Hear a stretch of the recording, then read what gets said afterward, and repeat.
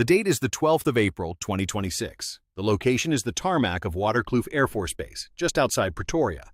As the wheels of the Gulfstream jet carrying the United States ambassador touched down, the sound was more than just the friction of rubber on concrete.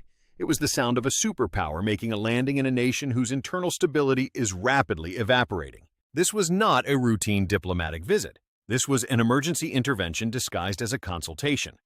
To understand why this moment is a hinge in the history of the south of the continent, one must look past the polished motorcade and the stiff protocols. One must look at the smoke rising from the horizon of Johannesburg, only 45 minutes away.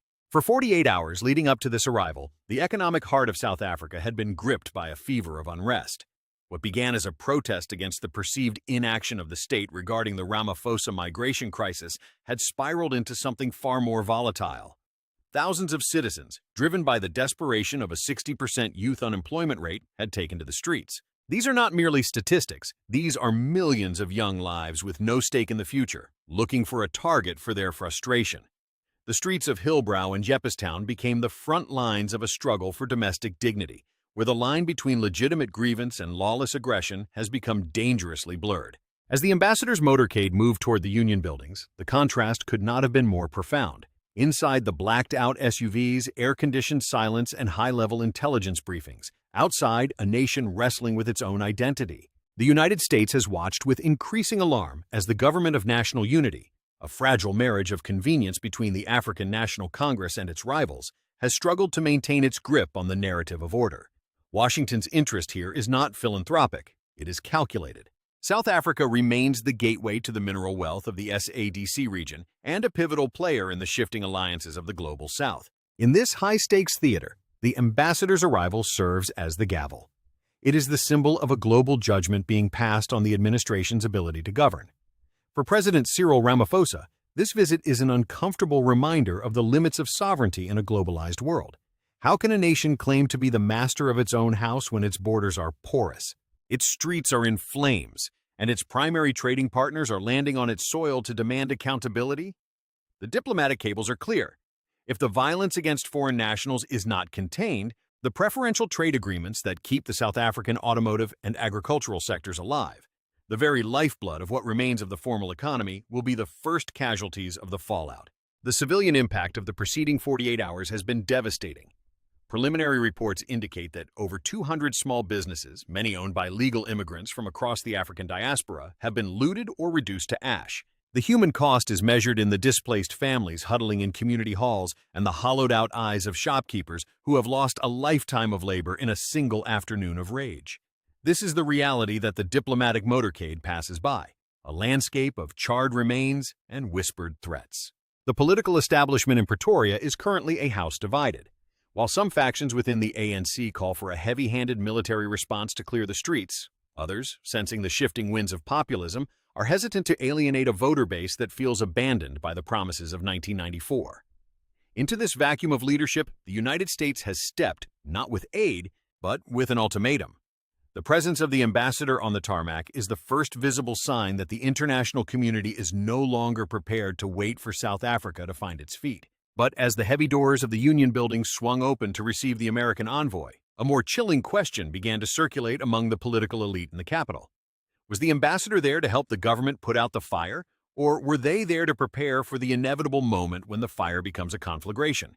The air in Johannesburg on that mid-April afternoon did not just carry the scent of the approaching winter. It carried the acrid stench of burning rubber and the static electricity of a nation on the brink. As the American diplomatic motorcade was ushered into the fortified sanctuaries of Pretoria, the streets of the economic capital surrendered to a different kind of authority. This was the peak of the fever. Thousands of protesters, their ranks swelled by secondary groups joining from every corner of the Gauteng province, moved through the city not as a crowd but as a tide.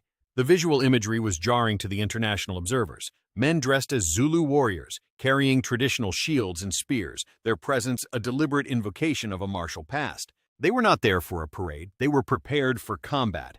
The aggression that erupted 2 days prior had now reached a crescendo of physical confrontation. In the shadows of the skyscrapers built on gold and labor, the mob began its grim work.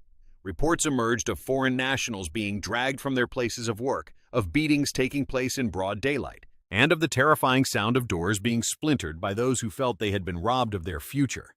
This is the moment where the political becomes visceral. For a man over 50 in the United States watching these images, the parallels to historical upheavals are impossible to ignore. It was the us versus them narrative, stripped of its academic veneer and sharpened into a weapon. At this point, I want to invite you into something bigger than watching. Leave a thank you in the comments. It might be thank you or God bless South Africa or simply thank you for hope. Why? Because each thank you carries weight. Each thank you says, I hear this, I feel this, I stand with this. Imagine hundreds of people adding their thanks. It turns a video into a movement. So write your thank you now and let your voice be part of this shared journey. The government's response was a masterclass in detached rhetoric. Ronald Lamola, the Minister of International Relations and Cooperation, stood before the cameras to plead for humanity. He insisted that no citizen has the right to deport or punish people, and that there is no justification for taking the law into their own hands. But to the people on the street, these words were empty vessels. When a citizen lives in a country where law and order have become mere suggestions, where the economy grows by a mere 100,000 jobs, while the population adds 600,000 workers annually, humanity feels like a luxury they can no longer afford. The state's insistence on legal capacity was met with the blunt reality of a police force that was either overwhelmed or, more disturbingly, standing by as the violence unfolded. The media landscape, both domestic and international, struggled to frame the chaos. While the ANC leadership attempted to dismiss the corruption as the fault of individual officials rather than the party itself, the opposition was seizing the moment. Jacob Zuma, ever the political opportunist, began to align his MK party with the tide of anti-immigrant sentiment, sensing that the populist wind was blowing toward isolationism. Even Julius Malema of the EFF, who had long championed the borders-off dreams of Pan-Africanism, found himself caught between his Marxist ideals and the raw ethnic nationalism of his constituency. The mask of the Rainbow Nation had not just slipped, it had been incinerated in the fire of the riots.